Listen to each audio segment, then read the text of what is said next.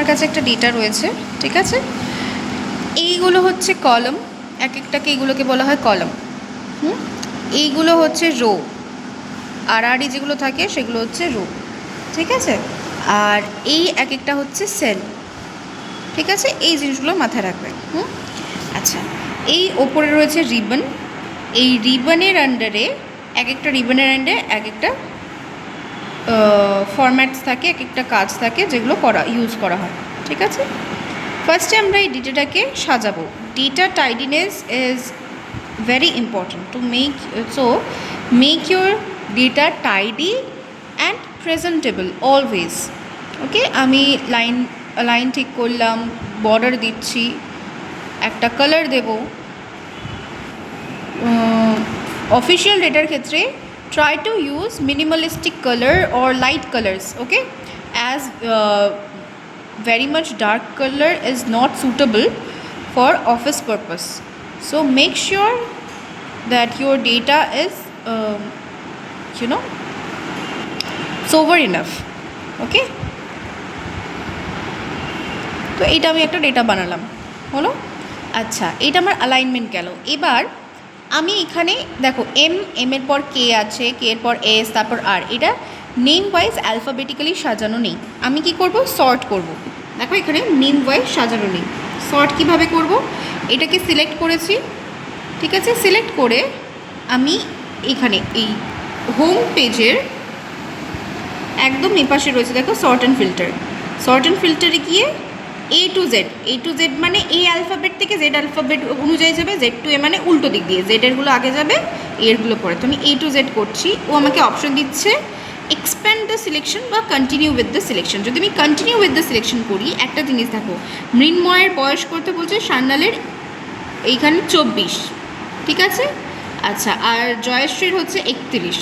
আমি যদি শুধু সিলেক্টেড ও এরিয়া দিয়ে সর্ট করি, প্রবলেম কী হবে দেখো, জয়শ্রীর 24 হয়ে গেল, আর এদিকে মৃন্ময় সান্যালের 25 হয়ে গেল।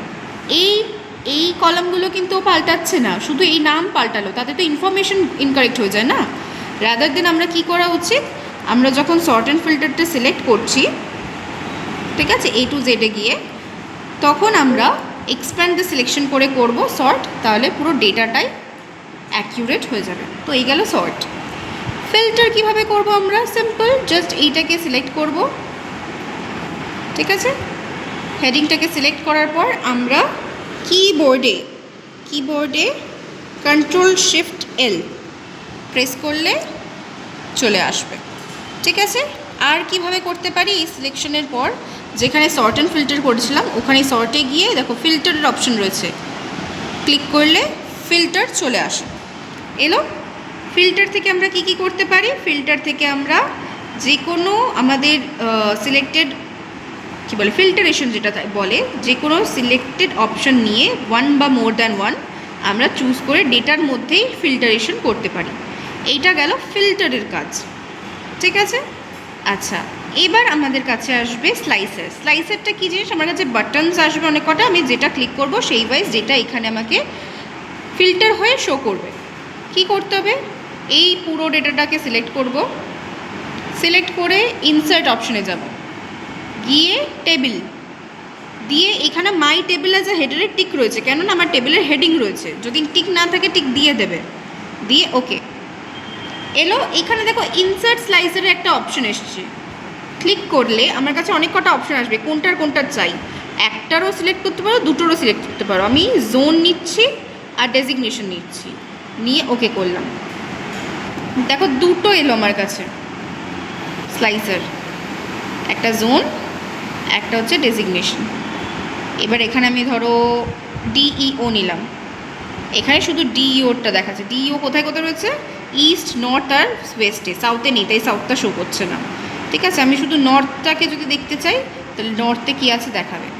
এবার মাল্টিপল সিলেকশন করার হলে আমি এখানে এই টিকটা দিয়ে দেবো, আমি দেখতে চাই নর্থ আর ইস্টে কে রয়েছে, দেখিয়ে দিল, ঠিক আছে। যখন ফিল্টার সরাতে হবে এই ক্রসটা করে ফিল্টার আমরা সরিয়ে দেবো, ঠিক আছে, বোঝা গেল।